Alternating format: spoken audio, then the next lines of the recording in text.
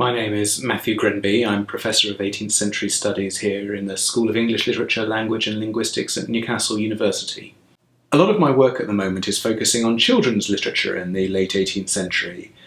This is the period when children's literature is often thought to have begun in Britain in the 1740s, 50s and 60s and up until the end of the 18th century. But there's lots we don't know about this new product that suddenly came on stream in the middle of the 18th century. We don't know how children's literature suddenly began and why it was in Britain that it took off. One way to approach this question has been to think about who the first generation of consumers of this literature were, how they got hold of their books, where they lived, how old they were, whether they were boys or girls, what they thought of their books, how they used them.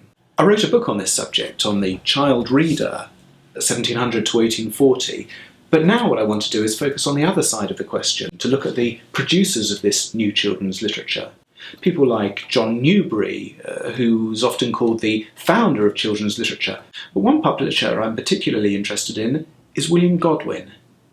Now, he is most famous probably as a political philosopher and as a novelist and as a playwright, also probably as the husband of Mary Wollstonecraft and the father of their daughter, Mary Shelley. But in the early years of the 19th century, he was a publisher for children and a writer for children, and a lot of his correspondence survives, which can give us a unique insight into the way that publishing of children's books took off.